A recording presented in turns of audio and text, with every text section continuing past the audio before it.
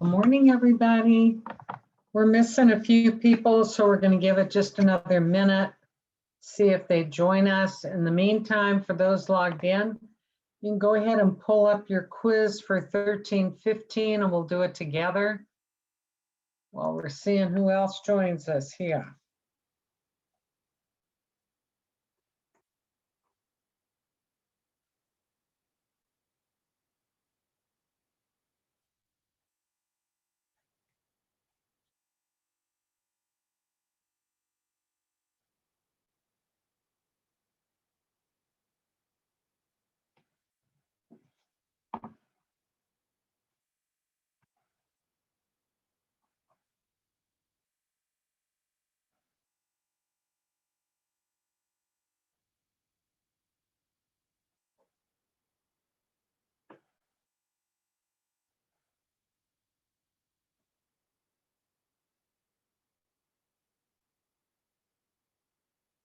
All right. We'll see if the other ones join us soon. Michaela, are you with me or John Kirkman? All right. We will move forward and hope they join us soon. There we go.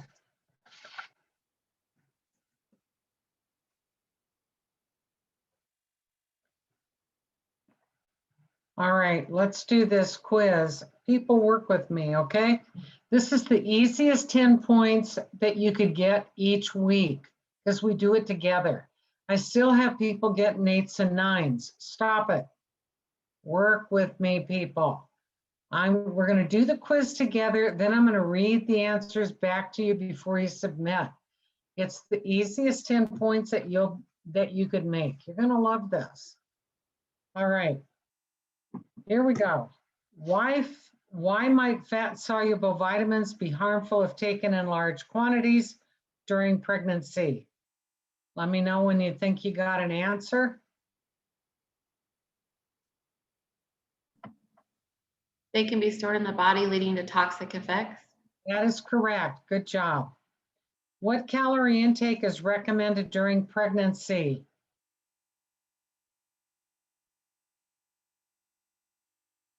An additional 300. That's right. Good.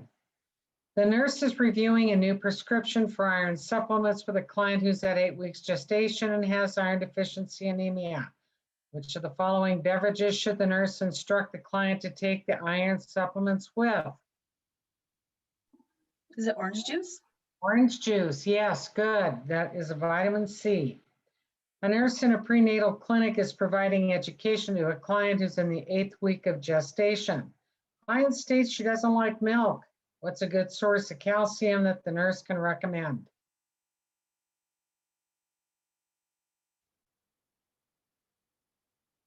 Dark greens? Yeah, dark green leafy vegetables, good. All right. A nurse in a clinic is teaching a client of childbearing age about recommended folic acid. Which of the following defects can occur in the fetus or neonate because of folic acid deficiency? Neural tube defects. That's right, neural tube defect. Good job. All right, those were from last week. Now this is from this week. A client you care for in labor. Ask what causes labor to begin. Which of the following statements is a possible explanation?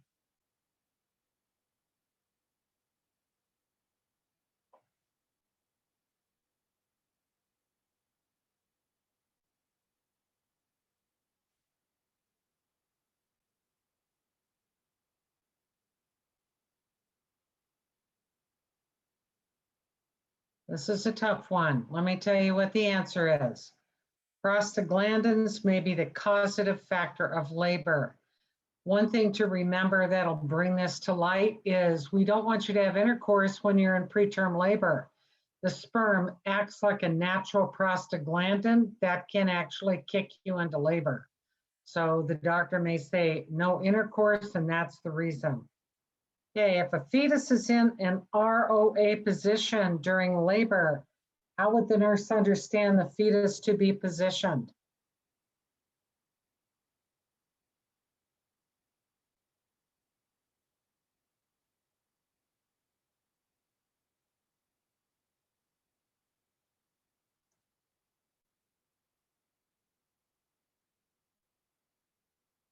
Any ideas on that? Is it presenting with the face? It's actually in a longitudinal lie facing the left posterior. We'll go over all of this today, but good try.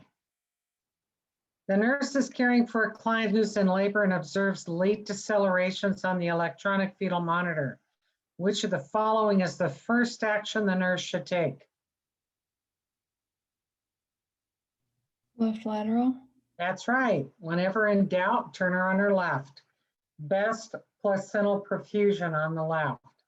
Nurse is caring for a client who's at 40 weeks of gestation, reports having a large gush of fluid from the vagina while walking in the bathroom, from the bathroom. Which of the following actions should the nurse take first? Check fetal heart. Yes, that's exactly right. If that's ever an option on any test, the NCLEX, anything, ATI, that is your answer. You can see the mother, but you can't see the baby. So you have to monitor the baby. A nurse in labor and delivery is planning care for a newly admitted client who reports she's in labor, has been having vaginal bleeding for 2 weeks. Which of the following should the nurse include in the plan of care?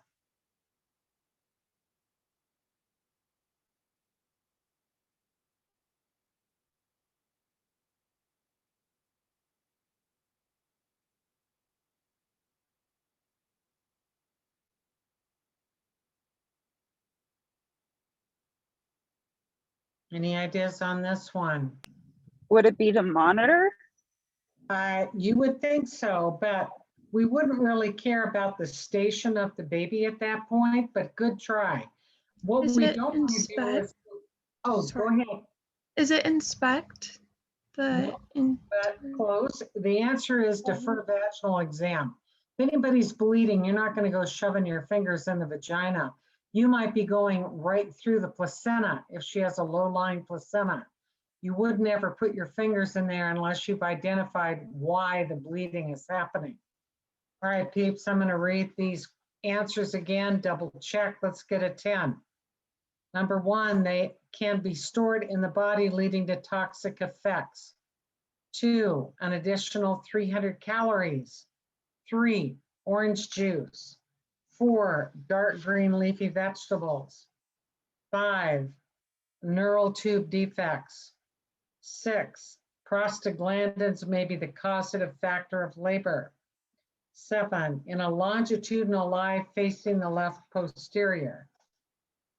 8, assist the client into a left lateral position. 9, monitor FHR for distress. And 10, defer vaginal bleeding or vaginal exam. Everybody got those? Let's all sing hallelujah. All right, good job, people. A couple of things before I get started on this lecture. Last week for our OB test, the average was 88. 3 people got 100%, good job. If you didn't do as well as you had hoped, I've already sent you a love note. When you have time, come and see me, let's go over it. Even if you did do well and you missed 1 or 2, it's always a good idea to review what you missed so that you can stay on top of the rationales. It helps a lot. So go ahead and make an appointment with me. I'll be putting in the June schedule probably tomorrow or Friday. All right, another thing is your next test is going to be starting June 5th, a week from Saturday. It's on 3 chapters, chapter 13, 15, 16. 15 is a heavy chapter, as you will see as we're lecturing on it today. It is almost, the whole chapter is a straight memorization deal. So I'm going to try to help you work with that. Also, next Friday on the 4th, not this Friday, but a week from this Friday, I am doing on-campus tutoring. If you are available, come see me in room 202. I'll send out a reminder on this. So you don't have to memorize it. But a lot of students have said they're in SCE until 2 o'clock. And so I have said, when you get out, come to 202. One, I'd love to meet you in person, see what you all about. And the other reason is I want to do a super good review with this test. The tests actually get a little bit harder because the first test was probably the easiest of them all. Then the second one is talking about diet, which there is some stuff about the diet, and also pain management, which we talk about next week. Chapter 15, though, is kind of a heavy chapter, which we'll go over today. If you cannot make the tutoring session, don't become emotionally unstable. We're going to still do the review next week after lecture. You won't miss a thing. And anybody that does show up for on-campus tutoring on the 4th, I'll record that and upload it to you as well.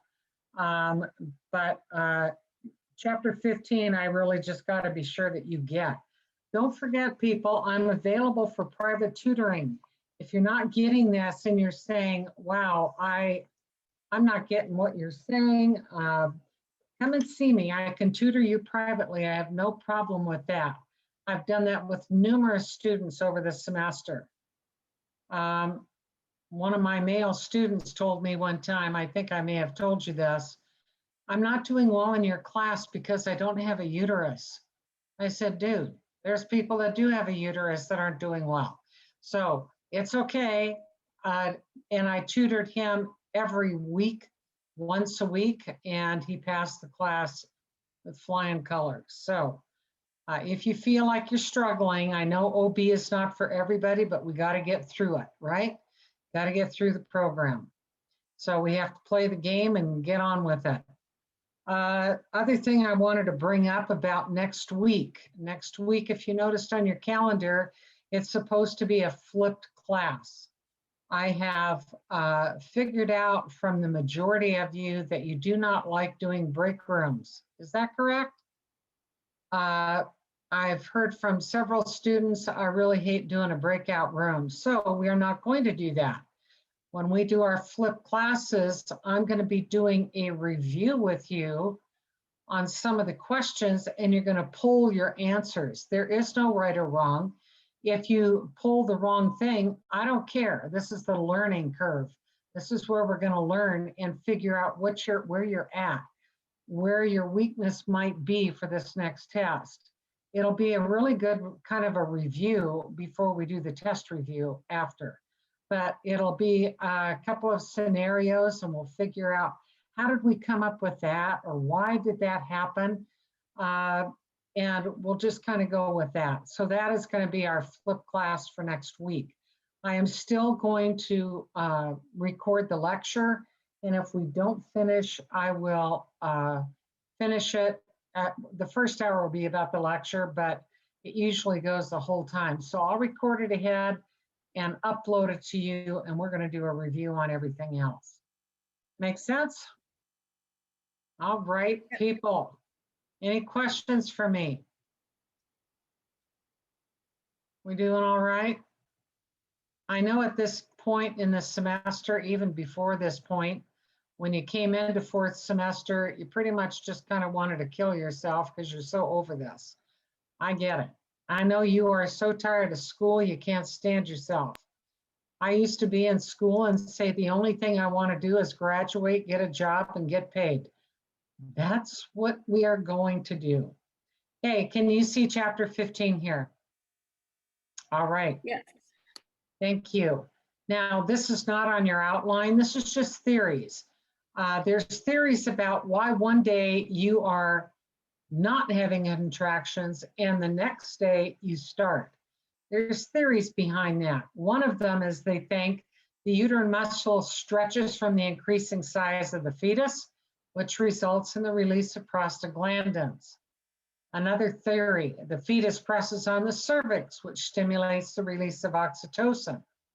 Another thought, oxytocin stimulation works together with prostaglandins to initiate contractions. Progesterone is what we need to maintain a pregnancy. Pro for progesterone pregnancy. But if the estrogen increases and you have a withdrawal of progesterone, you will go into labor. Could also mean your placenta reaches a set age. We will do an ultrasound and we see calcifications on your placenta. Yeah, it's ripe. Let's get that baby out. Could also, another theory be rising fetal cortisol levels, reduced progesterone formation, and increased prostaglandin. Or the last one is the fetal membrane begins to produce prostaglandins, which stimulate contractions. So you can see the key word here is prostaglandins. And that is one of the reasons that I mentioned already. That's why we don't have sexual intercourse when we are in preterm labor, because that will stimulate the contractions. You may also, when you were pregnant, went to the doctor and he said, I'm going to ream your cervix, putting a finger in your cervix and going in a big circle. That is releasing prostaglandins, hoping that you went into labor. All right, now we're starting under number 2 on your outline. This is going to be critical for you to know. The 5 P's of labor. The 5 P's are passenger, power, passage, position, psyche. Now, if you would tell yourself a story about this, you won't get any of these wrong. I have to have a passageway. I have a passenger that has to come out. How am I going to get that passenger out? By the power or the force of the contraction. That's only if I'm in a good position with good psyche or a good frame of mind. So those are the 5 P's of labor. The 5 P's. All right. Let's talk about them individually for a minute. So we have a passageway. I'm going to put this on and I'm going to stand up, and you may want to make my picture bigger so you can see this. This particular lesson is so much better in person, but we're going to roll with it. All right. Here is my pelvis. This is anatomically correct to me, my pelvis. And I can still floss if I need to. All right. So here's my pelvis. It is critical, not this part right here. We don't really care so much about this. What we care about is this, that our baby is going to fit through that. So let's talk about some of the areas of concern here. All right.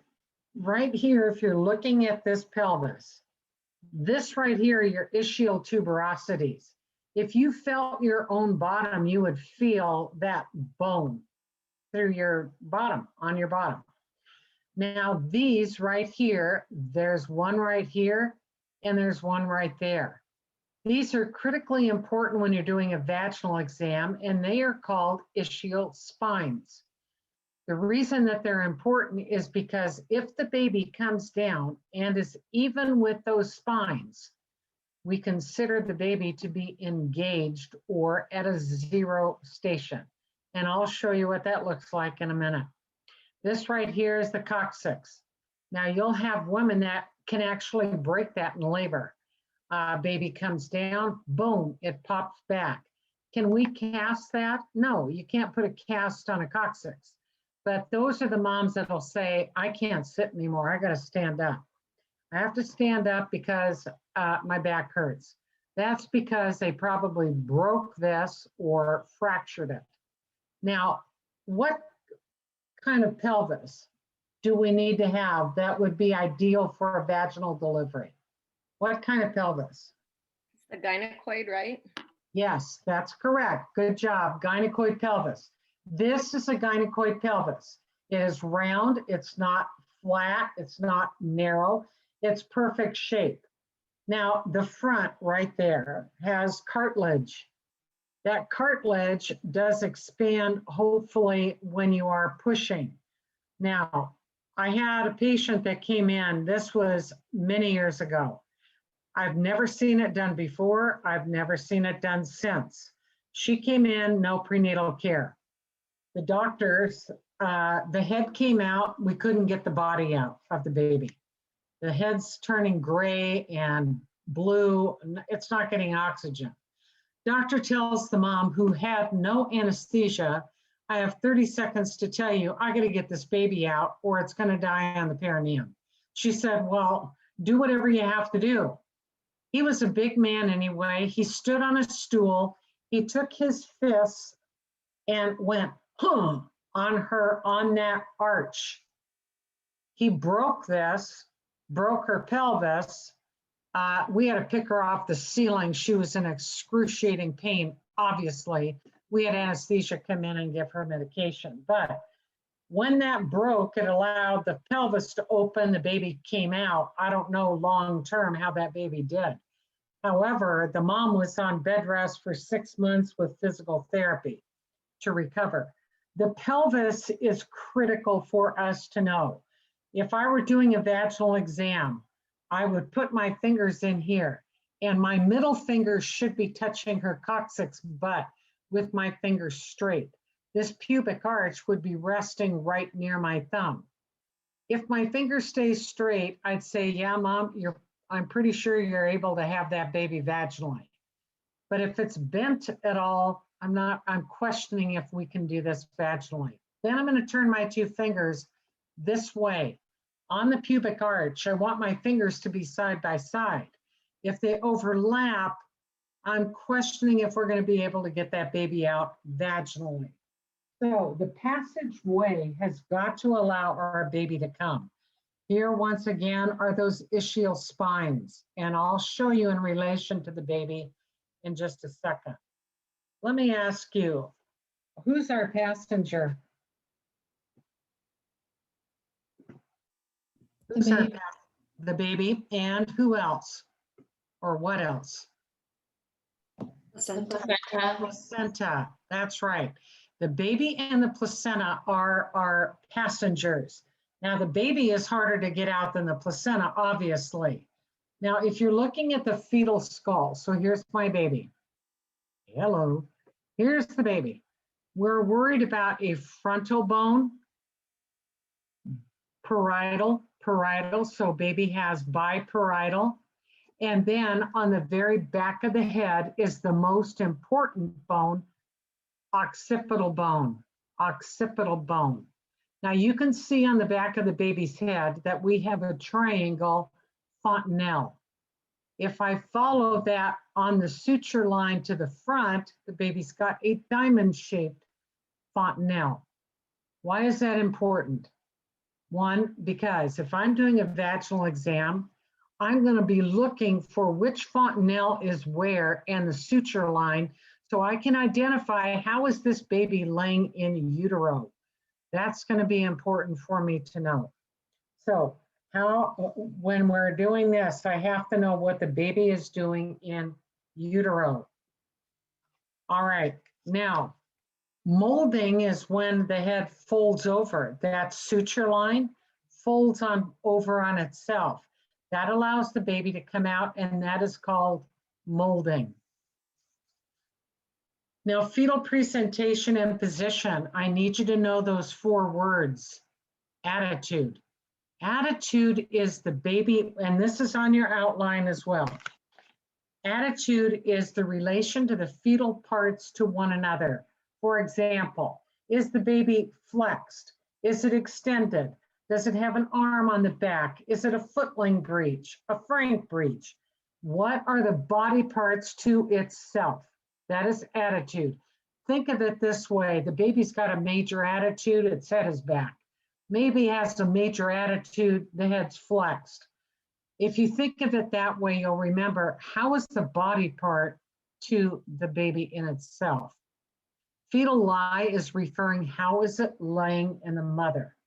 Now, whether it is breech or vertex, it is still longitudinal, right? If it's this way, that would be considered transverse lie. But we're not going to get that technical for testing purposes.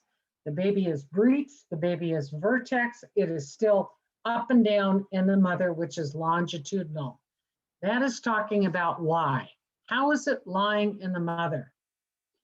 Engagement. Now, engagement, we're talking about those ischial spines, right? Here's my ischial spine. If the baby's head is even right there with that ischial spine, we consider the baby at a 0 station and engaged. If the baby is above that, it is -1, -2, -3. And I'll show you in a picture in a second. If it's below the ischial spine, it's +1, +2, +3. So the station is where is it in relation to the ischial spines? Engagement means if the head is even with that, it is at a 0 station and considered to be engaged. Okay, we talked about a couple of weeks ago that the best pelvis is gynecoid. The best position now is OA, or head down, flexed. We want the head flexed like this, because when the baby's born, we want it to do this, come out like that. So we want the head flexed. The baby's head needs to be flexed. In a military, the baby's head is straight up and down. As the mommy, that is going to be one tough delivery to get that baby out with no bending of the head.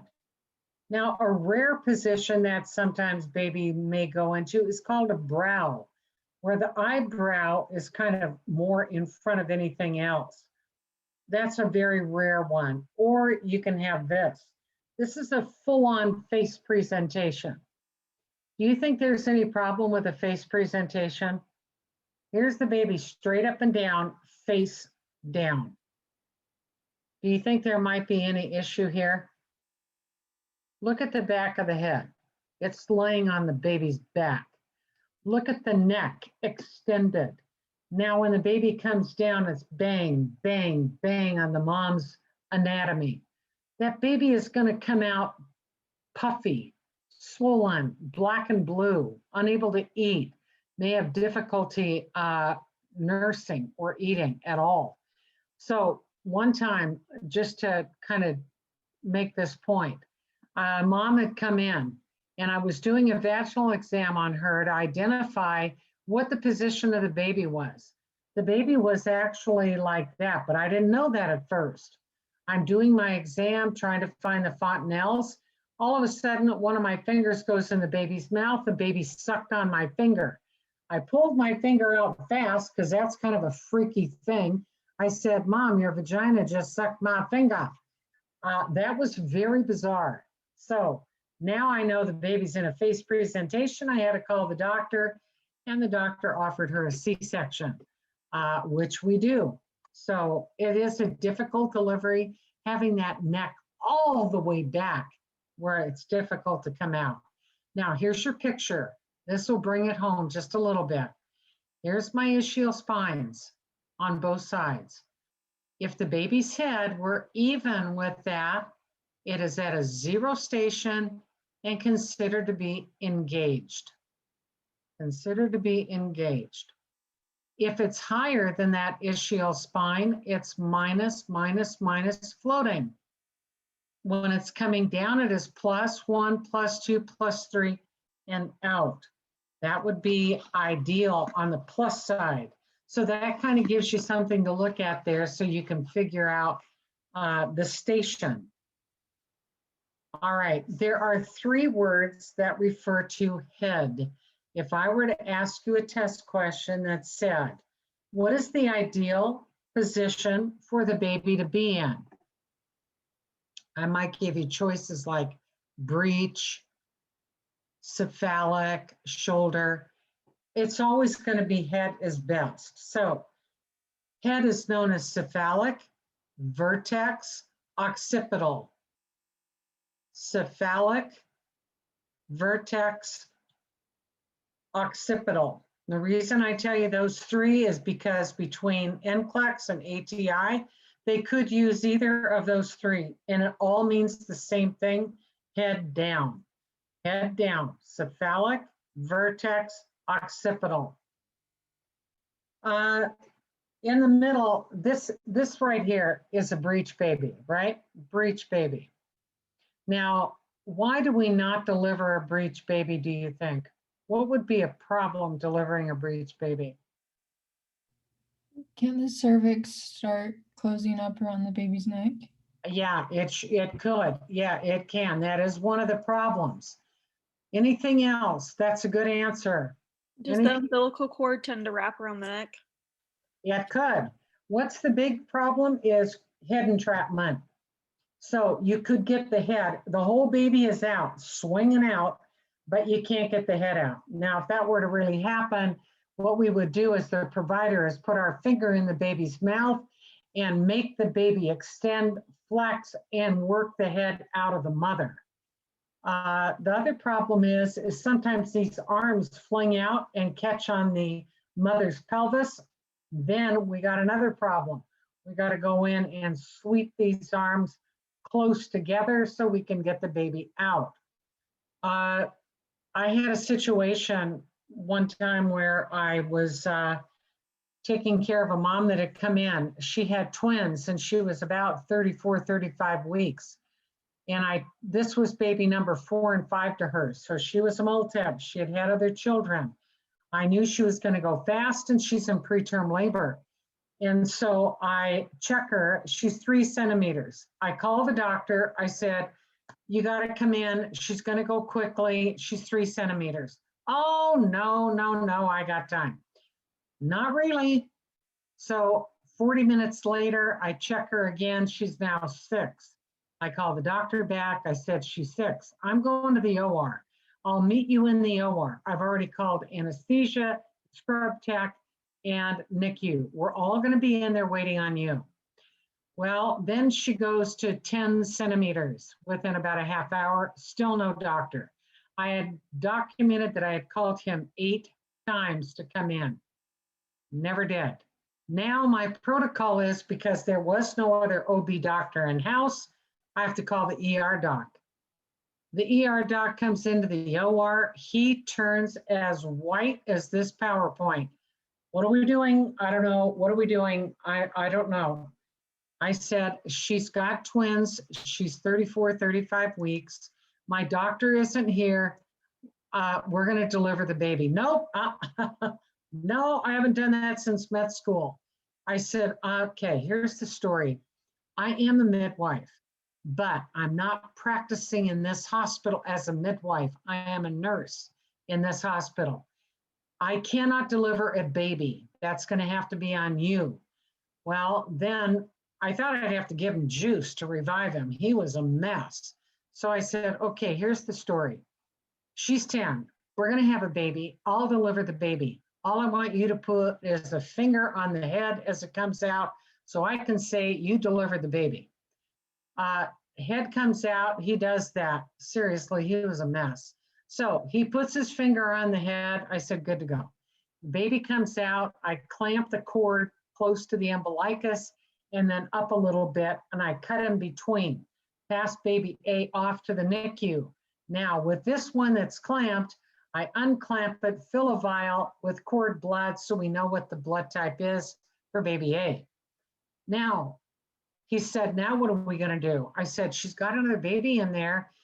Problem is, if you have 2 babies that are vertex, they can deliver vaginally, but when baby A comes out, that baby B says, wow, I got all this room. I'm going to flip myself into a breech position. Now we got a problem. He said, well, I don't know what to do. I said, I understand that clearly. So I said, I'm going to deliver the feet. When the foot comes out, just hold the foot. That's all you got to do is hold the foot. But when I reached up to see what was going on with the face, the mother's cervix was coming down over the head. Now we got another problem. So if that were to happen, he said, what are you going to do? I said, you put your finger between the baby's face and her cervix. I'm going to ream that cervix off the baby's face. I'm going to put my finger in the baby's mouth and I'm going to work that head back and forth to see if I can get that baby out. Baby did come out. I did the same thing with cutting the cord and doing all that, and then passed that baby off. My doc is still not there. Now it's been about 15 minutes. I noticed that we have signs that the placenta is going to come out. So I deliver the placenta. I said to the anesthesiologist, would you please push 20 milliunits of Pitocin in her IV bag, open it wide. I'm going to do a fundal massage to see if we can get it firmed up. With twins, it's a little bit harder. Babies 4 and 5, a little bit harder. And that's what we did. We can't take her out of the OR because the OB has to come to make sure no repair needs to be made. Well, no repair did need to be made. The delivery was good. ER doctor is sitting in the corner reviving himself. He was a mess. So he finally got there 45 minutes after baby B came out. He was written up by the ER doctor and by anesthesia. I did go in front of the medical board, but oftentimes when doctors bring in huge amounts of patients, all they do is now, don't ever do that again. And they get off. Had something critical happened, it would have been much worse for him. So one of the other areas when you have a breach is you better know your landmarks, like when I told you with the head down. Where are the fontanelles? Where's that suture line? I was charge nurse one day and one of the nurses comes and she said, I have no idea why my patient keeps screaming. She's 1 centimeter, 1. She said, would you come and check my patient? I said, yes. What was the nurse doing? This, putting a finger in the baby's anus. That would be a 1 centimeter anus. I'm sure the kid would love to have said, get your finger out of my hiney. That's painful. But she didn't know her landmarks well. She was actually 10 centimeters dilated, had not been given an epidural, was breech, and she had to call the doctor, and it was a nightmare because that patient had no pain relief and was actually 10 centimeters. So a shoulder dystocia here or a shoulder presentation is never going to come out vaginally, ever. All right, now with that behind us, now we're going to focus on that ROA, LOA. The only letters that I'm going to be asking you to know are these 4 right here. ROA, and I'll explain it to you, LOA, ROP, LOP. I'm going to stand up again so you can see what my baby looks like. Okay, I'm standing. Now the first letter is going to be an R or an L. Is the baby's back on my right or on my left? That's all the R or the L means. The O is that occipital bone now becomes very important. And A is the occipital bone facing my anterior or posterior? That's how you come up with the 3 letters. So is the back on my right? Is the back of the baby's head, that occipital, to my anterior, or is it facing my posterior? Now on the quiz, it says the baby is positioned in an ROA position, on mom's right, occiput, anterior. But what if the quiz question said, which way is the baby facing? Well, where is the face? It's facing my left posterior. So all you would do is change the letters around. If the occiput is anterior, the face would be posterior. The middle letter is always going to remain O. This can get extremely complicated. We're not going to do that. So a test question might be like this. The baby is positioned in an ROA position. What does that mean? It means that the baby is longitudinal in the mother, back on the right, occipital to mommy's anterior. Does that make sense? It'll take some time. If any of you have children and you have a doll, you may want to practice that. Here's other positions. Don't worry about the T. We're not doing that. Here, just focus on the OPs or the OAs. So once again, if you picture this, here's a baby on mommy's left, and it's on the mom's left, not yours when you're checking her. It's lying on mom's left. That occipital bone is to her anterior. And which way is it facing? The left posterior. Does that make sense? So, or the right posterior, sorry. It's just opposite. For example, here's the back on mommy's right. Back of the head, the occipital bone is to the anterior. Which way is it facing? Left posterior. So you're just changing the letters around. Does this make sense a little bit? So we'll practice this. All right, while we're still thinking about positions, when the mother, those were fetal positions. When the mother is in labor, what is the best position for, what do you feel like getting in when you are pushing? It's not laying down, I guarantee it. That's not a normal way, but we do that because we have babies to monitor. The normal way is you would want to squat or sit or kneel, any of that where you have gravity pushing down. So next week, we'll be showing how the beds break down for labor pain. But one of them is showing a bed that we can break down, have the mom get on her knees, hold the back of the bed and bear down. That's a much easier way of pushing because you've got gravity. So for a mother, we kind of think that that would be the best.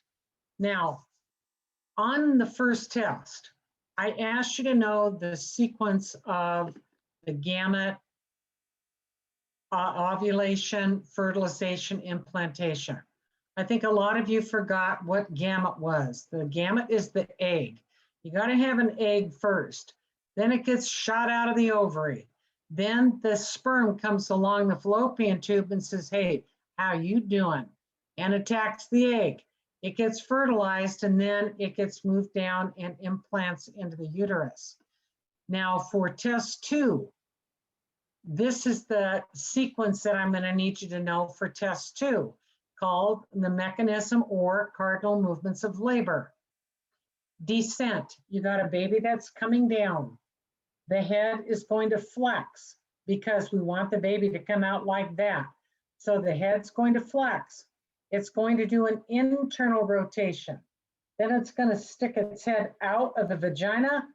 Then it'll do an external rotation and align itself. And then the top shoulder will come out, then the bottom for expulsion. And I'll show you what this looks like so you can visualize it. When I show you this, pay attention to this top arm right here. I'm going to tell you about that arm. But let me show you what this looks like with the cardinal movements of labor. You'll see this baby tuck, roll, and all of that.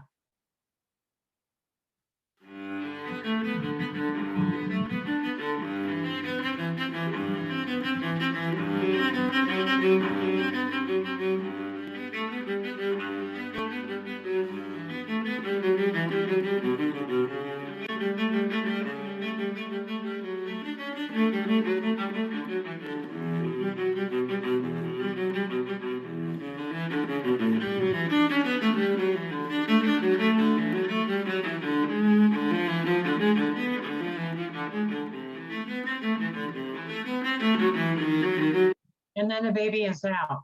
Now that hand that was up here, you don't have to know this, but for information, that's called a compound presentation. The mommy, if you see the hand up here, you might see little tears on her side walls of the vagina. That was the baby's fingernails going, well, they don't make that sound, but coming down. And the baby doesn't do it obviously on purpose, but if the hand is up here, mom might have little tears on the side walls of the vagina that are called sulcus tears. Sometimes they need to be repaired and sometimes they do not. All right, now we've talked about the passager, the passageway. We're going to talk about power, and this is your uterus. Here's what your uterus looks like right here. This is the shape of the uterus. We want the top part to be rock hard, but we want this part to stay soft. So It's kind of like a pacemaker with your heart, only with the uterus, it starts in the uterine myometrium, and that's when the contractions start.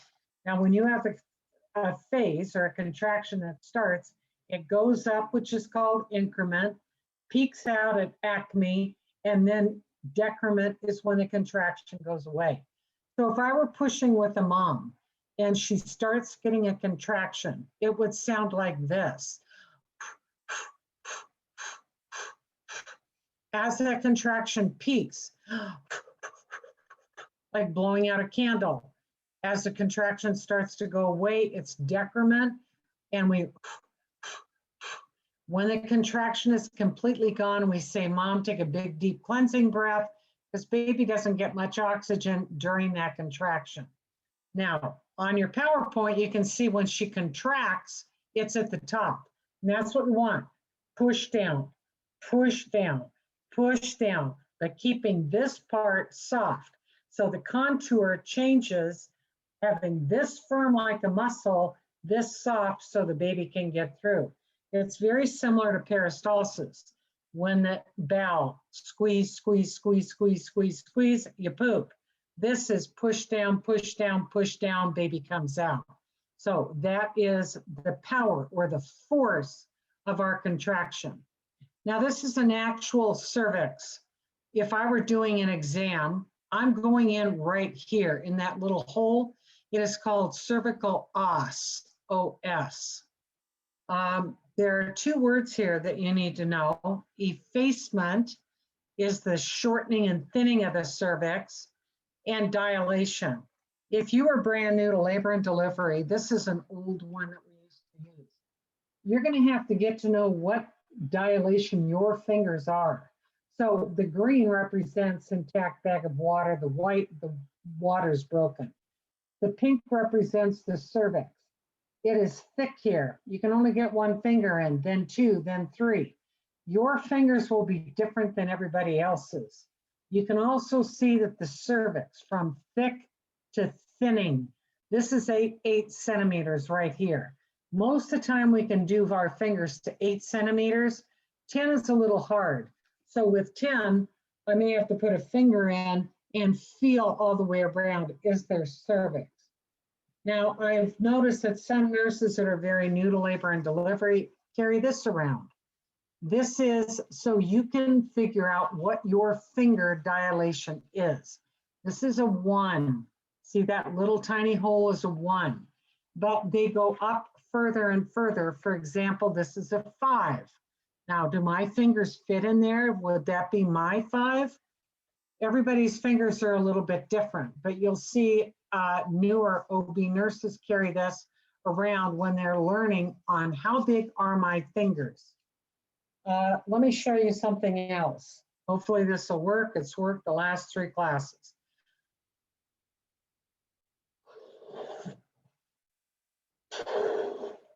It's a great visual aid if it works. I know my balloon's getting tired and hopefully it won't pop on me. We'll see.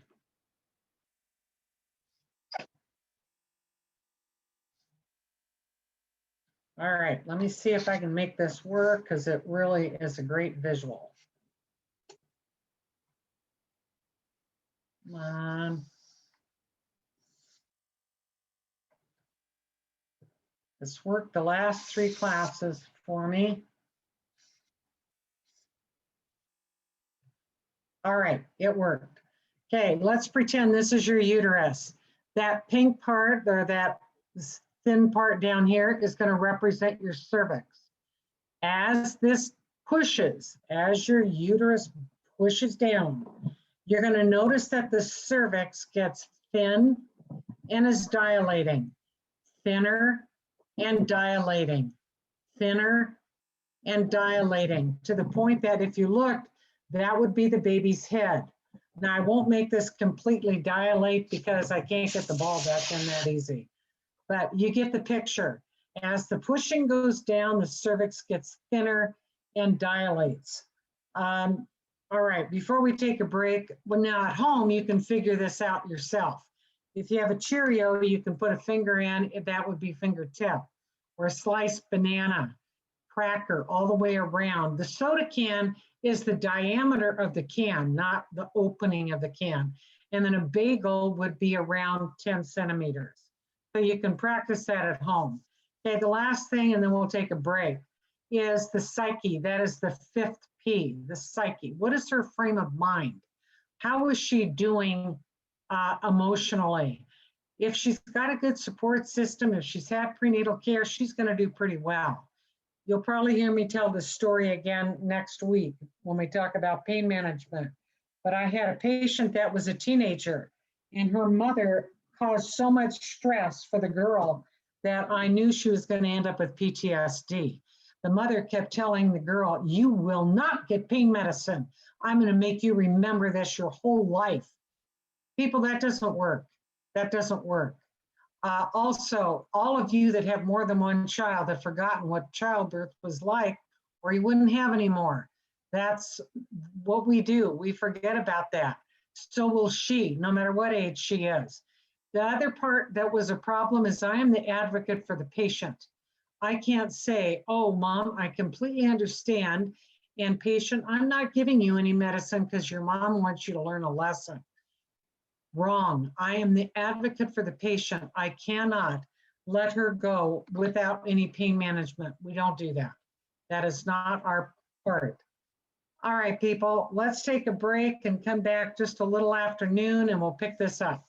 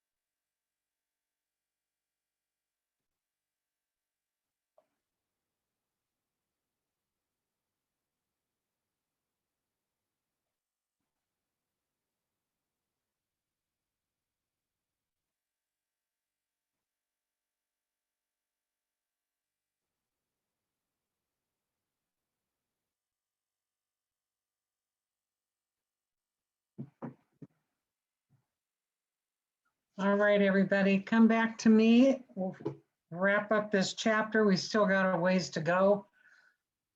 All right, a couple of weeks ago, we talked about the word quickening. Quickening meaning the first time the mom feels the baby move. Now, a new word is lightning. Lightning is when the baby drops. When she said, oh, I feel like the baby dropped. She can breathe a lot easier. It's a good thing. Increased level of activity, sometimes called nesting. Moms will wash all the clothes, get everything ready. That's nesting. We've talked about Braxton Hicks in the past being false labor. The reason it's false is because it doesn't dilate you. Ripening of the cervix is kind of an internal sign that you are starting to go into labor. And once again, when the doctor reams that cervix, puts a finger in and tries to release the prostaglandins, that can sometimes cause you to not only be uncomfortable, but sometimes go into labor. That's the point of that. This slide here just talks about true and false labor. Not going to have you memorize too much of that. All right, true labor though is uterine contractions. I'm number 4A on your outline. Uterine contractions start in the back. They kind of sweep around to the front, and it feels like a tight rubber band is on you if I was explaining this. Show is bloody show. Bloody show is what's coming out.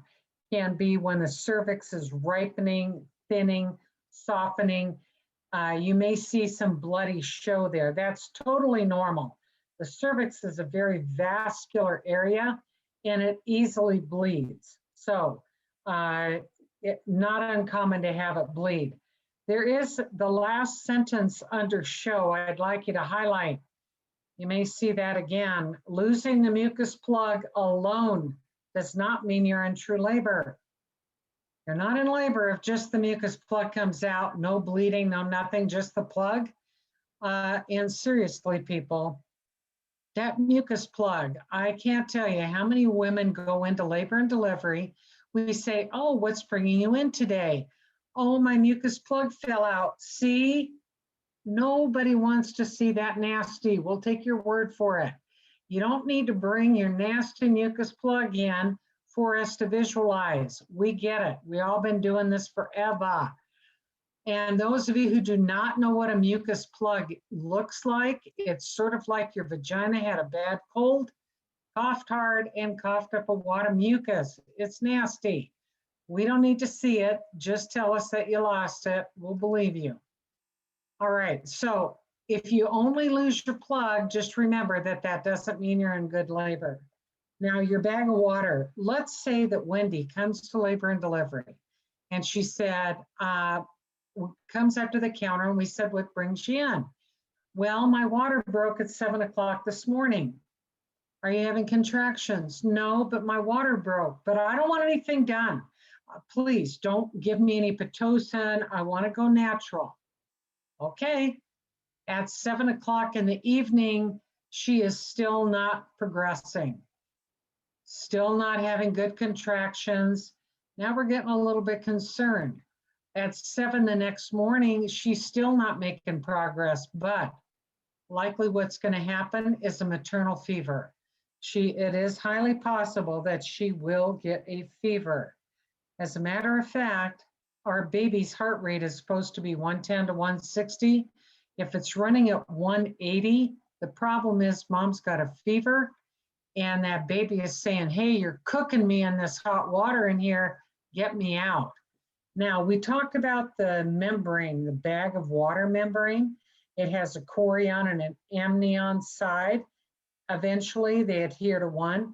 If your water has been broken now for 24 hours, it's possible that you will get what's called chorioamnitis, an infection of the bag of water.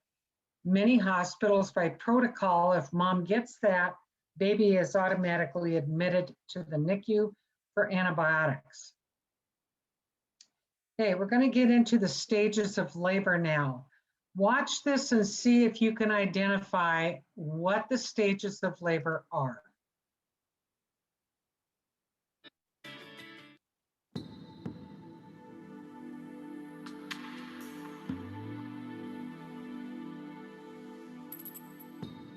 In the weeks before birth, your body slows down production of the hormone progesterone while increasing production of other hormones, including prostaglandins, which soften the cervix, and oxytocin, which triggers the uterine muscles to contract. True labor contractions are rhythmic and painful and grow consistently stronger. As the long vertical muscle bands of the uterus tighten, they pull the cervix open.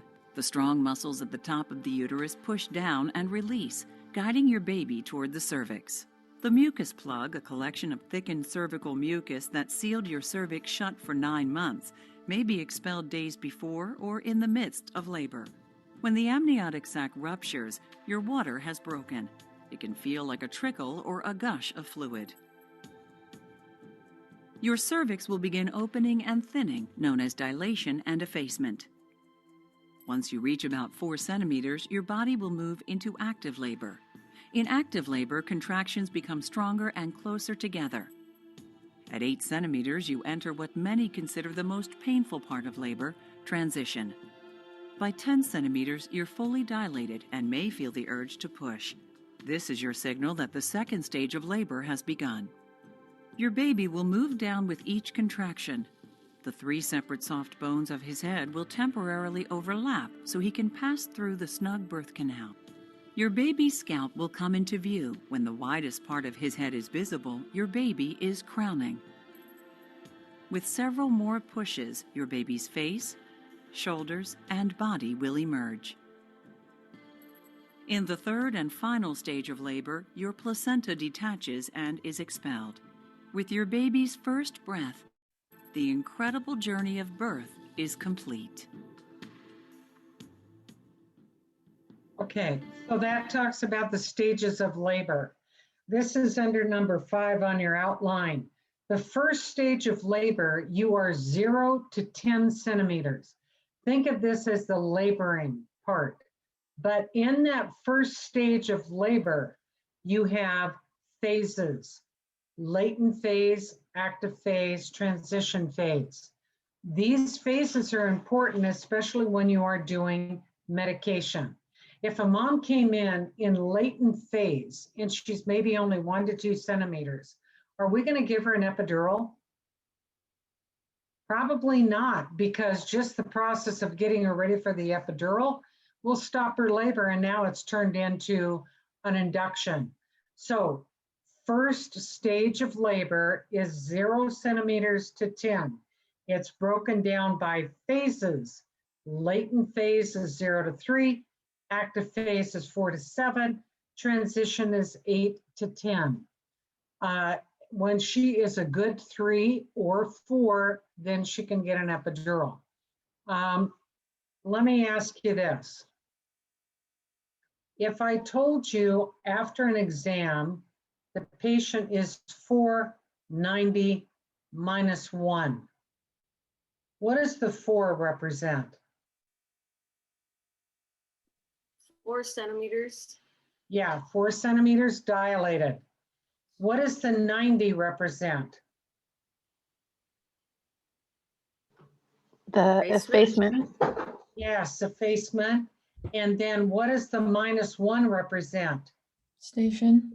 Station, good job.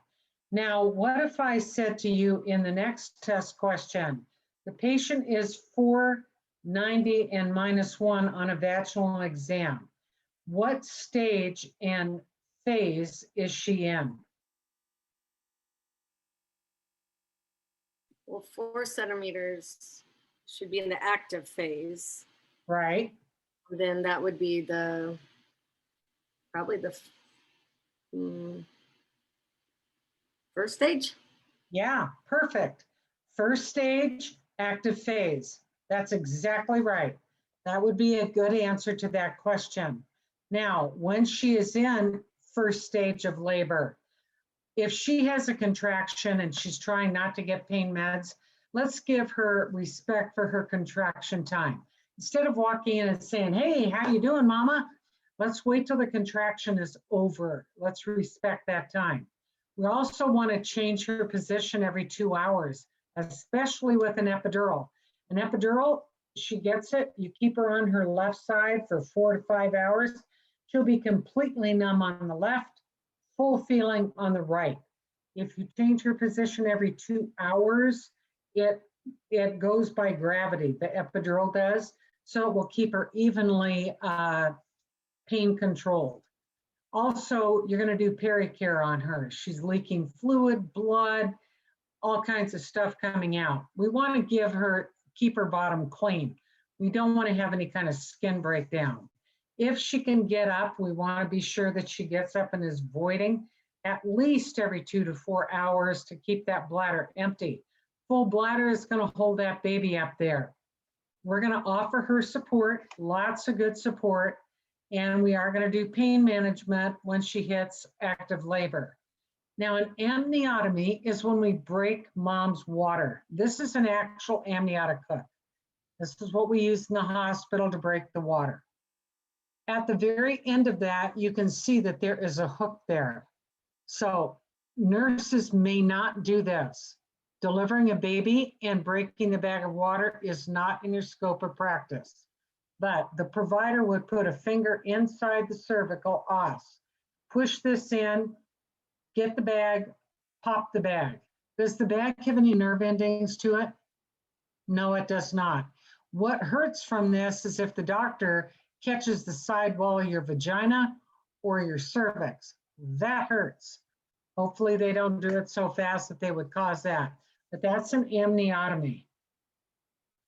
All right, second stage. What is second stage? She is 10 centimeters until the birth of the baby. We are 10 centimeters to the birth. That is the pushing part.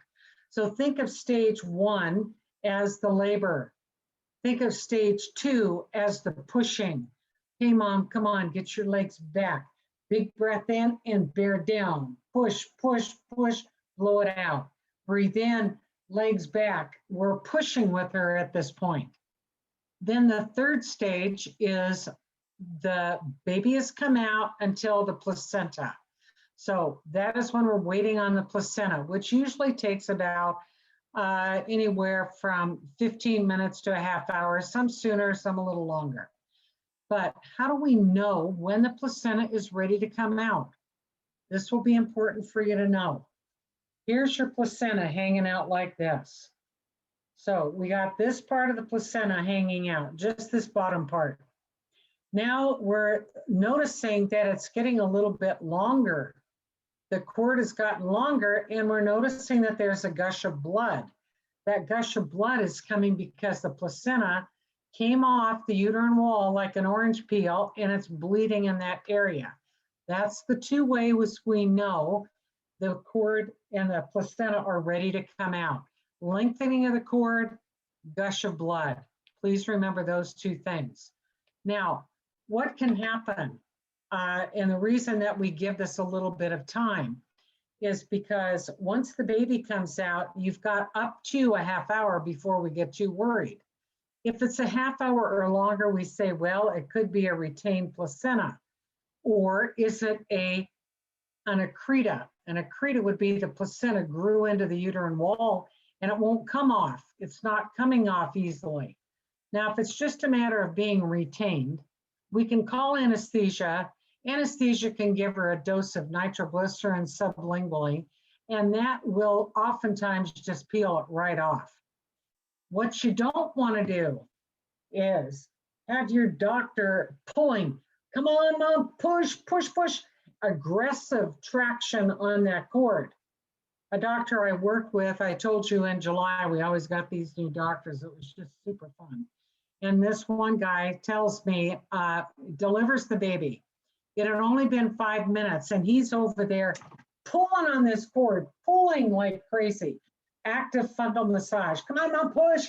I said, it's only been 5 or 6 minutes since the baby came out. Nurse, do not tell me what to do. I am the doctor. Okie dokie. Well, he pulled and pulled and pulled, and guess what happened? The cord snaps off the placenta. Now he knows my name. Joyce, what do you think is going to happen now? Well, I don't know. You're the doctor. He got the message. But I said, actually, I do know. I have to go and get your attending physician. He's going to come in and chew you out for a minute. And then he's going to go like this, maybe on the back of your head. Like, didn't we just talk about this? And then he's going to make you stick your arm all the way up in her vagina and pick this placenta off of her uterine wall. Moms that do not have any anesthesia are not too happy about that process. It would have been better had he just waited a few more minutes and let that placenta come out on its own. But in third stage, it is the birth of the baby to the birth of the placenta. We actually have 4 stages, the 4 stages recovery. All right, in the second stage, now we're pushing. We're preparing for the birth. Our table is all ready to go. Mommy's in position, she's pushing. We may clean off her perineum with ChloraPrep. Sometimes midwives will just ask for soap and water. And then oftentimes we may have to do an episiotomy. An episiotomy is where we cut the perineum. Now, let me show you what that looks like. Here's the perineum. Before it was cut, it looked like this. Then the doctor does a midline episiotomy, cuts straight down, and there's the anus, so you get your landmark. Cuts straight down. Now, that is called a midline. Or he may want to do what's called a medial lateral, and that's what this looks like. So here's the anus for your marking. It was closed, but instead of going midline, he went medial lateral, he or she. Why did they do this? Because they noticed that the tear might be going to the anus, which would be a very long repair. So they're going to divert that tear. The problem is it goes into her butt cheek, which is pretty uncomfortable for a recovery. No, patients do not have a choice of how the doctor's going to cut it. It looks like this. If we start to see a tear, the skin is going to separate. It's as wide as your PowerPoint, and it starts separating slowly. If we can divert that from going either shooting up through the clitoris and urethra or through the anus, that's when they will do an episiotomy most of the time. Women will say, don't cut me, just let me tear. Well, you may not want that tear that's going to happen. So if we can control it, sometimes we will do that. All right, in the third stage, that placenta's out. We're going to push Pitocin, open it wide, because we want that uterus to clamp down hard. We've delivered the placenta. We might have to do a perineal repair. And then you're going to do fundal checks every 15 minutes and vital signs every 15. But in the meantime, we can get the baby latched on, let the baby bond with mom and dad. But you can see right here, gush of blood, lengthening of the cord. Those are the 2 things you want to know about when is the placenta ready to come out. Should happen within 30 minutes of delivery. Rarely does it go past that, usually about 10, 15 at the max. But occasionally it could, and that's one thing that we are worried about. Don't forget, anything that says 2020, you will not be tested on. There are physiologic effects to the mom, and there are physiologic effects to baby.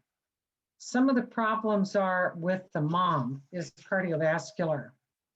You know, she's got that increased volume. She's now been pushing. We know at the time of delivery that it is possible that if her heart or body cannot handle that influx of more blood, these are when our mamas could die. So we have to be aware of that cardiovascular. Also, there's a note under that paragraph. It is not uncommon to hear a low-grade heart murmur because of the increased blood volume. That's totally normal, and it might be even more prevalent because she's been pushing. The cardiac output, the blood flow decreases when it gets down into the uterus, which can cause pain. And so that is one of the problems with, sorry, this is going a little crazy. All right, which is one of the problems for pain in that uterine area. And also her blood pressure. She may have her blood pressure go up. She's been pushing like no other. Those of you who have had babies, it's like a full-on workout a lot of times. Those of you who are lucky enough to have your babies pretty quick may not relate to that, but others that took a while or a couple of hours, your blood pressure is going to go up. The hemopoietic system, you may be developing leukocytosis. That's just because of the exertion and the stress to pushing. In your respiratory system, you're going to be panting when you're pushing, working with your nurse, but it may be possible that you're not getting a break, and so we may have to put oxygen on you, especially if we start noticing that your fingers are cramping. What is that called when your fingers start cramping? Hyperventilating, right? We may have to put oxygen on her. Don't put her face in a bag. That won't go well. Just put oxygen on her, have her breathe that in so the baby will get it. You know, if her fingers are cramping like this, her baby also isn't getting in enough oxygen. Now, as far as her temperature goes, it will be slightly elevated. She has got diaphoresis going on, especially in that transition period of 8 to 10. Let's keep her hydrated. If she looks like we're going to have a vaginal delivery, let's give her sips of water. It's okay. But if you feel like, you know, we may be going to section, you're going to keep her NPO. If she can, get her up to the bathroom to urinate. We encourage it at least every 2 hours. With the musculoskeletal, there's this great hormone called relaxin. It gets in between your bones and makes the joints flexible. Kind of opens up that pelvis. It makes it easier to get your legs pulled back when you are pushing. Now your GI. This is a pretty critical type thing for moms. They're very embarrassed, especially if they smell that they have had a bowel movement. They may not feel that they did, but they can smell it.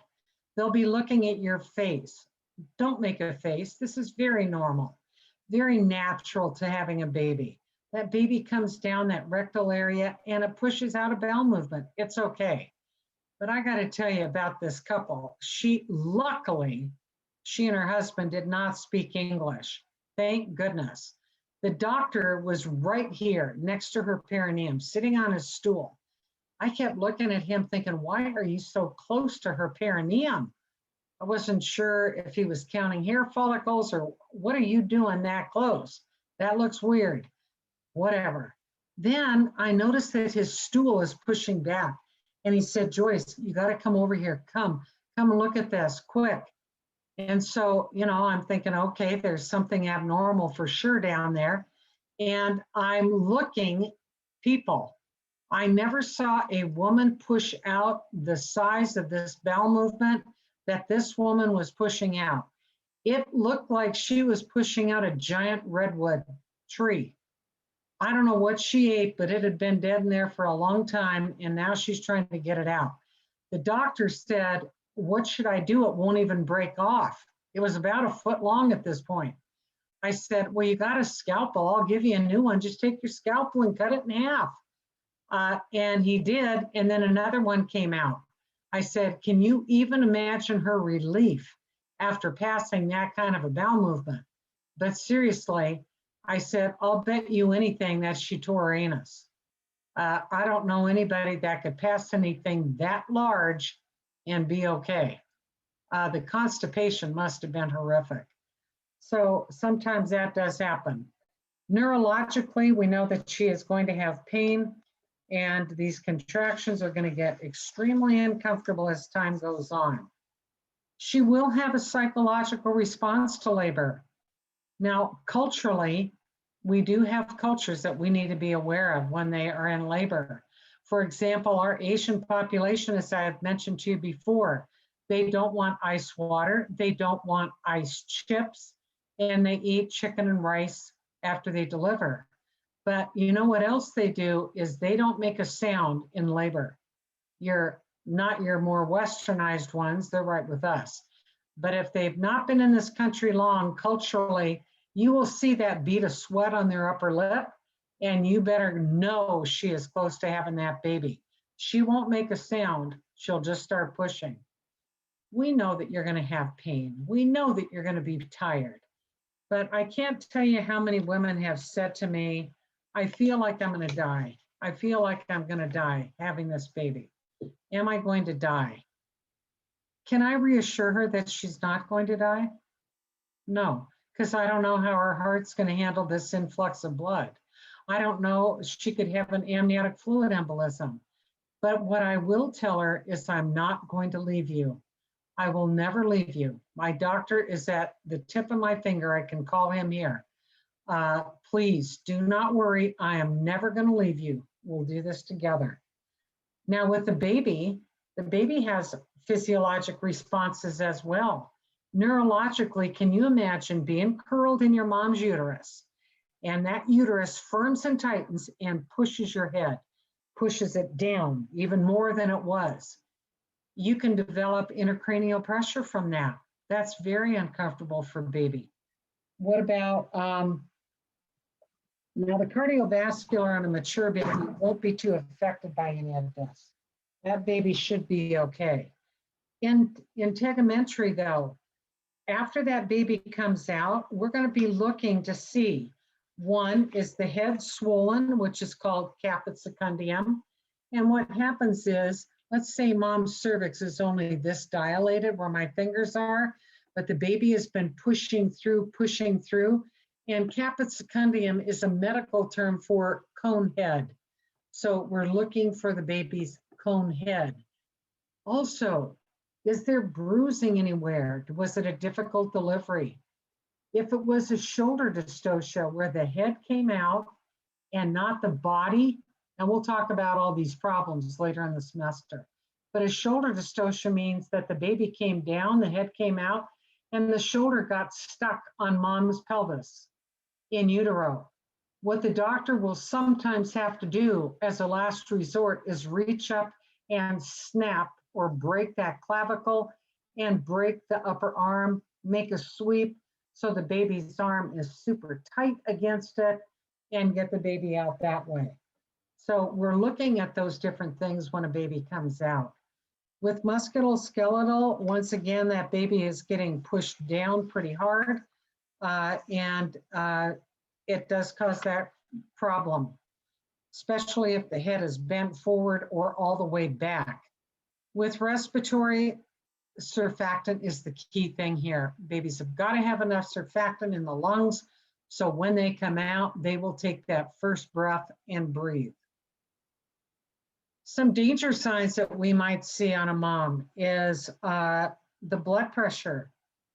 If we see that her blood pressure is dropping, but her heart rate is increasing, it could be apprehension, but it could also be hypovolemic shock. And that is something that we would be very worried about, is hypovolemic shock. With an abnormal pulse, it may be high. One, she's working hard, but it also could be an indication that she is hemorrhaging. There is hemorrhaging going on inside. With an inadequate or prolonged contractions, this mom is going to get tired.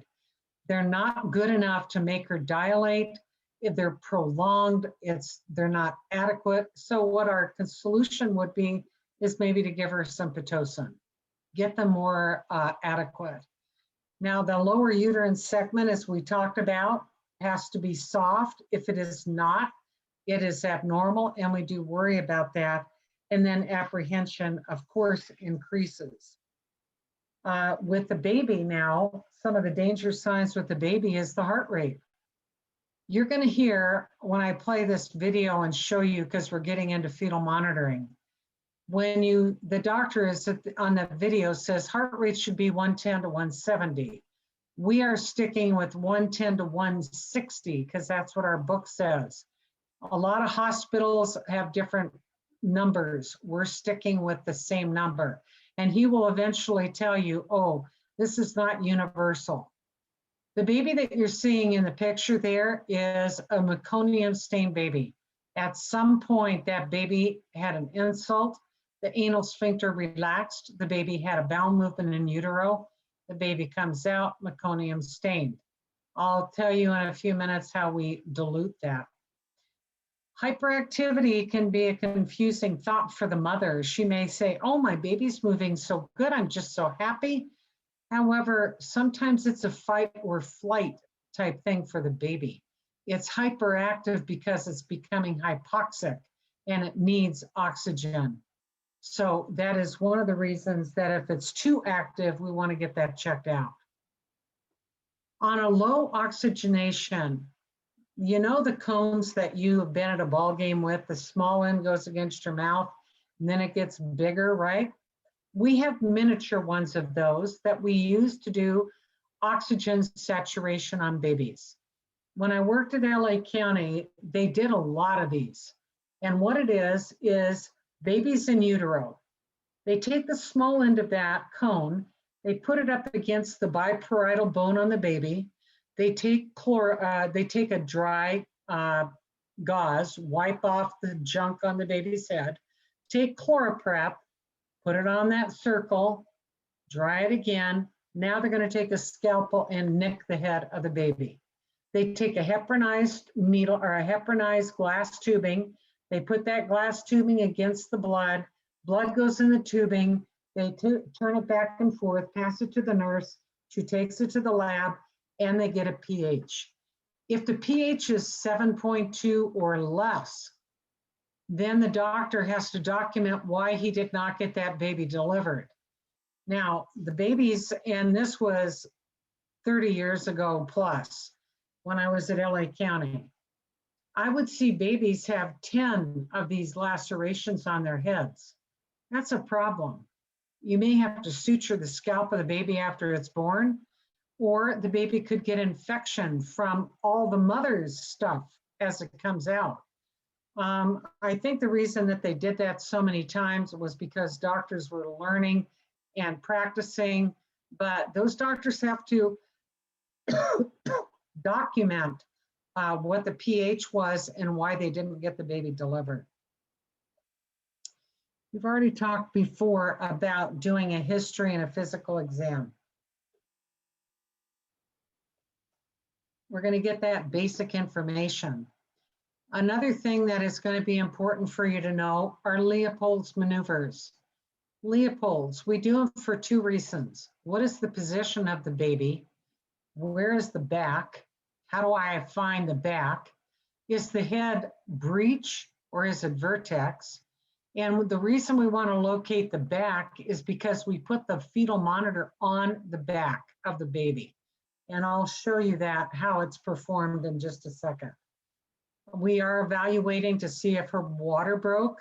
We're doing a vaginal exam. We may have to even do an ultrasound. And we're identifying, is her pelvis adequate? Watch how they do the Leopold's. I want you to notice that the first three maneuvers, she is facing the mom's face. On the fourth maneuver, she faces the mom's feet. Leopold's maneuvers. Prior to listening for the fetal heart, you need to identify fetal position and presentation using Leopold's maneuvers. Wash your hands before doing Leopold's and explain to the mother what you are doing. For the first maneuver, face the mother and palpate the upper abdomen with both hands. Note the shape, consistency, and mobility of the palpated part. The fetal head is firm, hard, and round, and moves independently of the trunk. The breech, or buttocks, feels softer and moves with the trunk. To begin the second maneuver, move the hands down towards the pelvis and palpate the abdomen with gentle but firm, deep pressure. The fetal back on one side of the abdomen feels smooth. This is the area that provides the most audible fetal heart sounds. On the opposite side, the fetal limbs feel knobby and bumpy. For the third maneuver, place one hand just above the symphysis. Note whether the palpated part feels like the fetal head or the breech, and whether the presenting part is engaged. To begin the fourth and last maneuver, face the mother's feet. Place both hands on the lower abdomen and move the fingers of both hands gently down the sides of the uterus towards the pubis. Note the cephalic prominence or brow on the opposite side of the fetal back. All right, that is doing Leopold's. Now let's get into the monitoring a little bit. When you're doing fetal monitoring, we can see this mother and you are legally responsible for that patient, but you cannot see your baby and you're still responsible for that baby. So if you were a labor and delivery nurse, every 2 years you would do a fetal monitoring class just to update you on how to read a fetal strip a little better. What is the outcome for that baby that we're monitoring? But let's start with contractions. There are 3 words there that I need you to know: length, intensity, frequency. I'm not sure why this is so confusing for students, so I'm going to see if I can explain it better. The length of a contraction is one contraction from the beginning to the end. That is the length of a contraction. How long did it last? Intensity is no pain to the peak of the pain, is how strong is it? How intense is it? Now, the one that students get the most confused about is frequency. If I said, Savannah, how far apart are your contractions when you came in? What if Savannah says, well, they're every 2 minutes or every 5? That is frequency. How frequent are they? Now, if I were measuring it on a monitor, I could count peak to peak, or I could count at the beginning of one contraction to the beginning of the next. It would equal the same amount of time. Some nurses easily can do it peak to peak, which I used to do. But other nurses count at the beginning of one to the beginning of the next. It doesn't really matter, it equals the same. Now, this is an external monitor on this mom. The top one is the TOCO, the bottom one is the ultrasound or the fetal monitor. I want to ask you a question. Looking at this mom's belly, can you tell me what position the baby is in?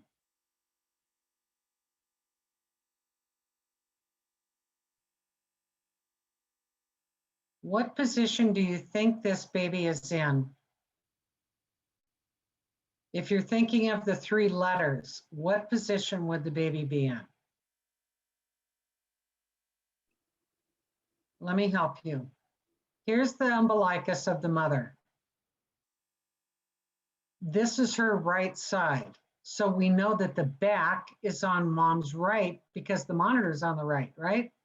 If the back was on the left, it would have been over here.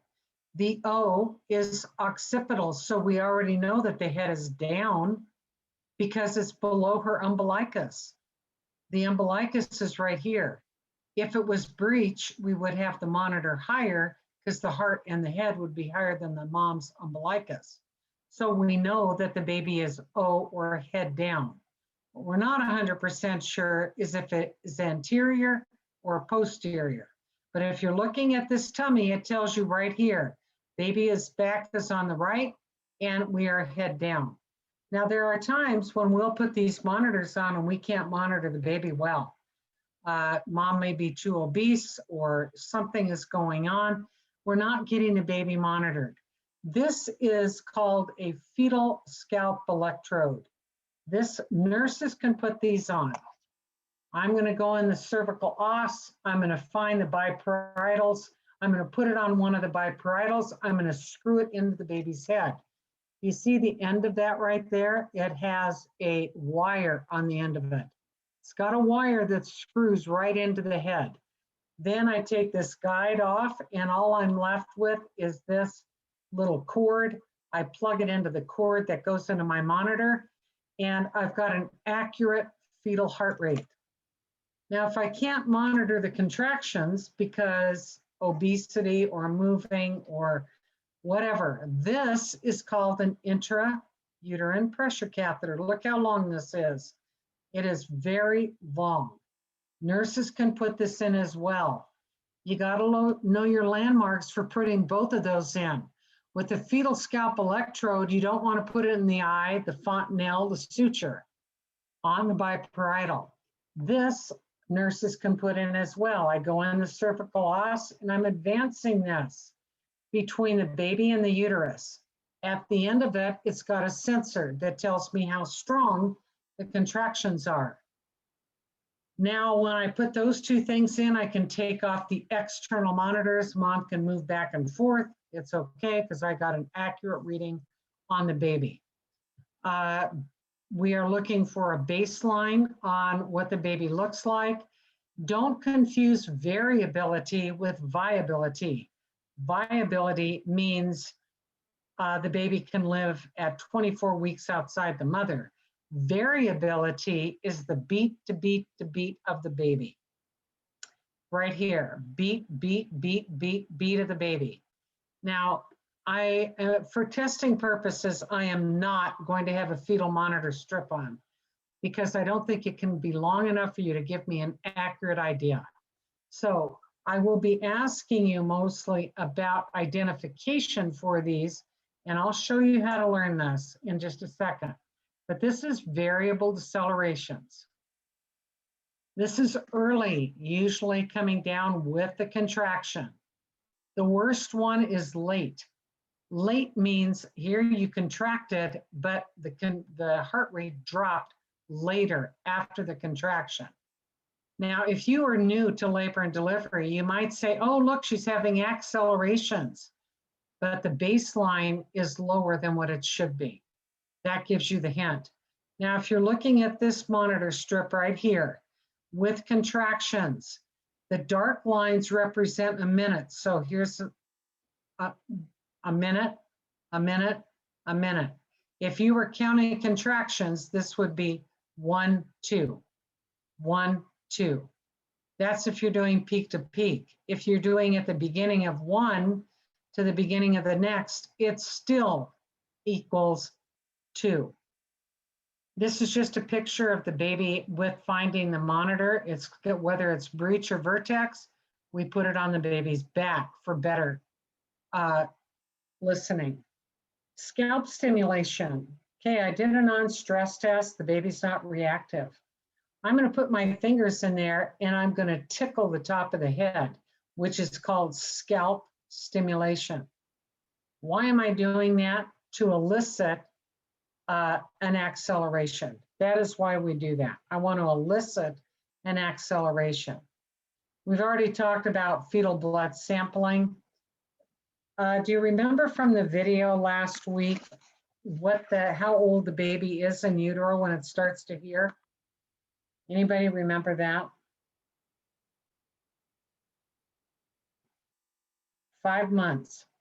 5 months. So this acoustic stimulator, if she is over, let's say, 24 weeks or so, we can put this right up against mom's tummy, buzz it, and that baby will jump because it echoes in utero. All right, we're going to stop sharing this for a minute. I'm going to go to this. I want to go to the video that talks about fetal monitoring, and then I'm going to show you how to memorize all of this. So hang with me just for a second, and we're going to get rid of this and that. All right, you tell me when you can see where it says fetal monitoring on here. Let me get you on full screen here. All right. Do you see right here on the monitor where it has the fetal monitor strip right there? Okay. We are going This to is Dr. jump Cal through a Shipley lot of with a this. review of fetal heart rate monitoring during labor. Leads to decreased levels of oxygen in the bloodstream. 2 external sensors to the mother's abdomen. The heart rate sensor is applied in the area of the fetal heart, with the uterine contraction sensor typically placed above it.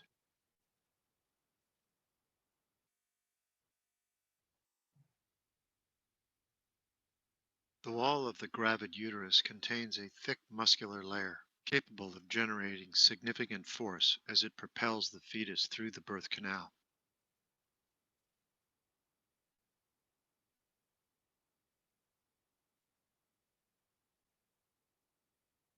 During labor, normal uterine contractions appear as wave-like forms as seen here on this actual FHR recording. Start your summer with Oh, amazing this savings happens at every Ashley once Home in a Store's while. Memorial Day Yeah. sale. Going on now. Get an additional 10% off already reduced prices throughout the store and online. Or get 6 Recording strip.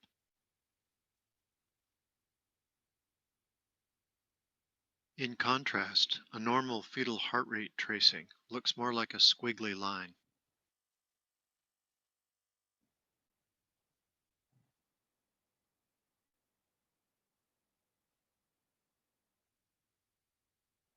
During labor, a normal fetal heart rate is approximately 110 to 170 beats per minute. In a normal fetal heart rate recording, the squiggly characteristic of the tracing results from random variations in the heart rate, also known as variability. Normal fetal heart rate variability is about 6 to 25 beats per minute. You do not Variability need to within this memorize range that. indicates a healthy nervous system and normal cardiac responsiveness. Loss of normal variability can be an ominous sign with respect to the condition of the fetus, and we'll be looking at some examples of this later in the presentation. Most modern fetal heart rate monitoring equipment also outputs a sound component, changes in which can alert the delivery room staff to problems with the fetal status.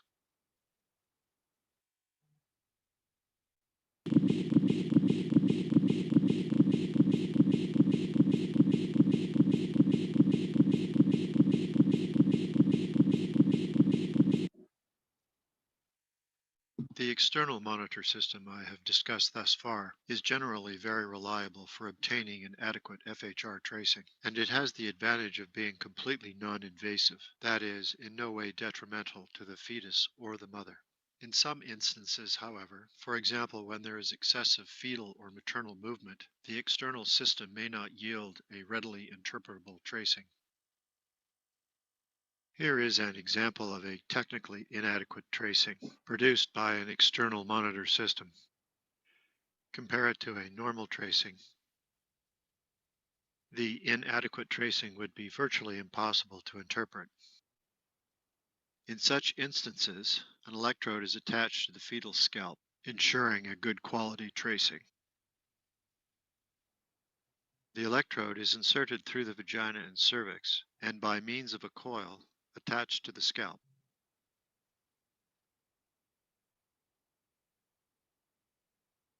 Unlike external FHR monitoring, scalp electrodes are considered an invasive technique, as the tip of the coil must pierce the fetal scalp in order to be attached. Serious complications associated with fetal scalp electrodes are rare. Not uncommonly, scalp electrodes may cause bleeding within the scalp, which can cause the formation of a pocket of blood, known as a hematoma. The term deceleration refers to a Now, this decrease is in more the what I fetal would heart like you rate to pay of at attention least to. 15 beats per minute from baseline. In addition, the timing of the decelerations relative to uterine contractions is important in their interpretation.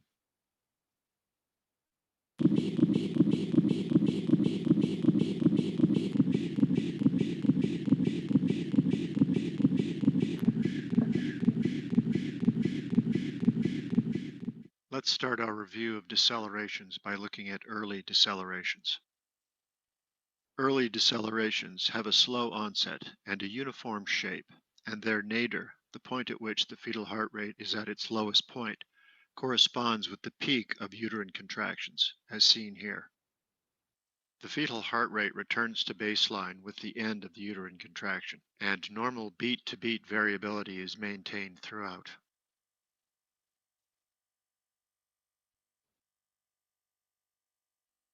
Early decelerations are Oh, brother. Sorry.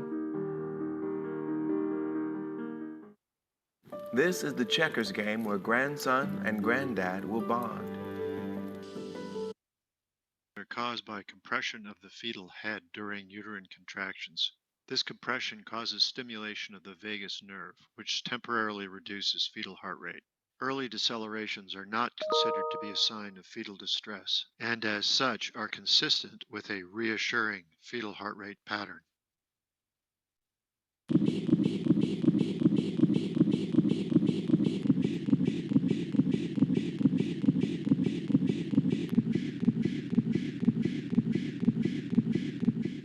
Now let's consider late decelerations. Okay. Late decelerations I'm gonna consist have of you- asymmetrical patterns I'm going to have you listen to what a variable sounds like, and then we're going to talk about it for a of heart rate second. deceleration, Let me which get that begin up here at so or you can after hear the it. peak of uterine He contraction. spends a lot of time on the variable. Late I deceleration would like trigger you to look at evaluation this of fetal fetal monitor strip reaches right 90 there. to 100 beats per minute. If you got a baby that's got a strip that looks like that, that baby is not doing well. It's lost all its variability. The central nervous system is suffering, and that baby is in big trouble. Got to get that kid out. Let me have you listen to well what a below the variable normal sounds level. like. Loss of variability. And the preparations we're going to look at are variable decelerations. Shaped.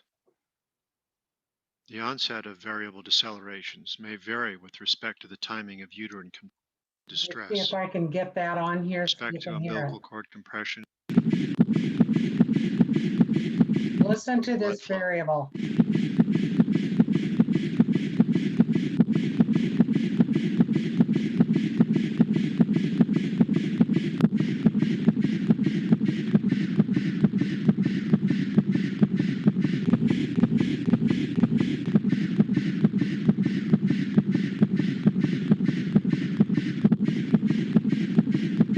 All right, I'm going to stop this. I wanted you to just kind of get an idea of the fetal heart rate. When we're a labor and delivery nurse, we can look at these strips. We know when the baby's asleep, stressed, mom's got a fever, just by looking at the tachycardia of the baby. We know all kinds of stuff with looking at the monitor. This is what we do as labor and delivery nurses, because you got a patient you can't see, but if you ever went to court, you got to be able to say, well, yeah, the baby was off the monitor for a half hour, but you know, the mom was moving. Won't cut it. Well, how come you didn't put a fetal scalp electrode in? What happened in that half hour? You've got to be able to say that. Now, I want to break this down for you. On your outline, it says, helpful reminder. When you are taking this test, if you can, get a piece of paper or something and write down VEAL, V-E-A-L, CHOP, C-H-O-P, MIND, 3 columns. The VEAL stands for type. The reason that you have to know this is ATI asks about VEAL, CHOP, MIND. NCLEX talks about VEAL, CHOP, MIND. It's going to have to be something that you kind of have an understanding of. Now, a variable deceleration. You're thinking, well, what causes that? You go over to the C and CHOP. Cord compression. Well, what am I going to do about that? What's my action? I'm going to move mom. Now, I talked to you about this intrauterine pressure catheter. This is a critical thinking type question.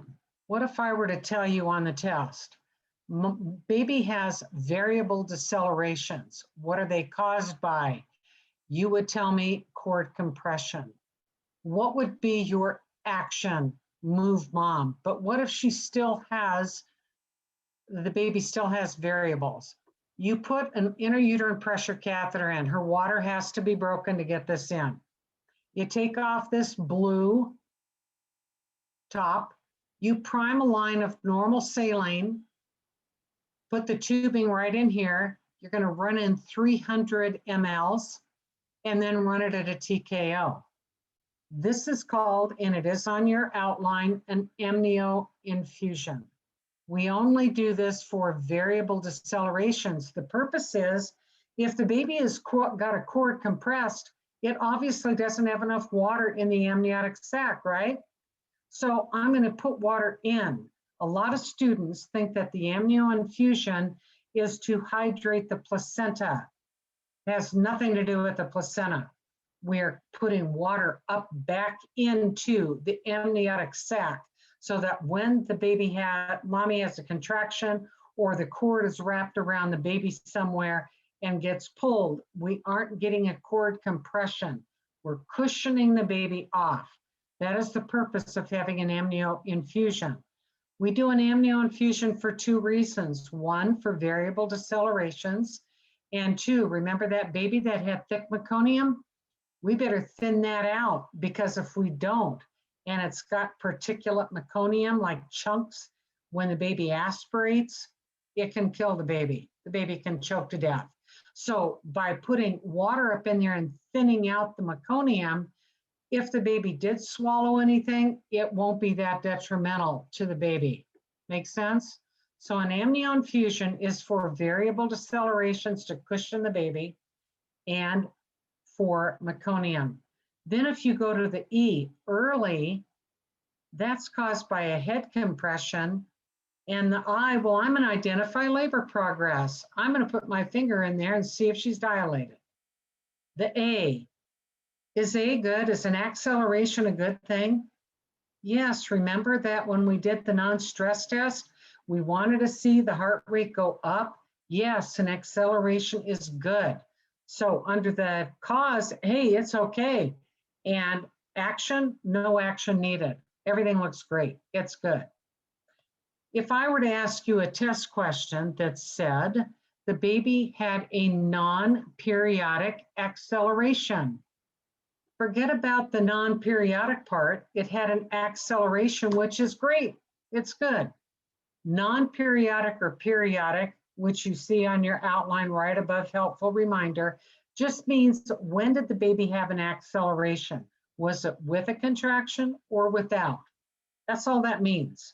An accel is good. Now the L is the worst one, late. If you go over to cause, placental insufficiency, placenta is not giving that baby what it needs anymore. That's why that one baby is starting to lose variability. It's starting to look bad. And under the mind on E, we're going to execute a lot of different things. We're going to turn the mom. We're going to take her blood pressure, because what if she just got an epidural and has hypotension? We're going to give her more fluid, IV fluid. We're going to stop that Pitocin, because obviously that's causing more stress. We're going to give her oxygen. And people, we give oxygen by mask, because if baby's in utero, if mom is needing it, so does baby. So we're going to give it to her via mask, not nasal cannula. And then we're going to prepare for a birth. So veal chop mine, there are probably at least 6 questions about veal chop mine. I don't have math and I don't have strips on my tests. It's going to be a straight memorization. You can see that this particular chapter has a lot of memorization to it. I put a picture of each one of the strips on there so you could kind of see it. And your ATI has got great information in the corresponding ATI chapters. So they'll be extremely helpful for this next test. We're going to do a great review next week. We're also going to do that flip class. And what we're doing in the flip class is making sure that you understand what I'm talking about with this veal chop mine and other things that we've memorized today. You had a lot of information thrown your way today. I know that that is a lot. If you're not planning on OB and OB is not your interest, I know that this is a lot to take in. Let's just get through the program, people. We can do this. Doesn't mean you have to work OB. There's lots of other areas to work, but we just got to play this game and get through this course. So once again, if you are struggling, let me know and I'll be more than happy to help you. Tutoring is going to be on campus where I can see you in person. And then before the 3rd, if that one goes well, before the 3rd test, which is talking all about abnormal everything, I will do an in-person again on a Thursday, just so we can mix it up for those who can't come. So we'll try to get that. Everybody has an advantage. I'm going to let you guys go. I can just tell by looking at you that you can't even think about what you're going to eat for lunch. This was enough. So people, take it easy, take a breath. Don't forget date night, Friday night, and have a good time, and we'll get back to this next week. All right, peeps, it's all good in the hood. I'll see you later. Thank you. You're welcome. you. See you.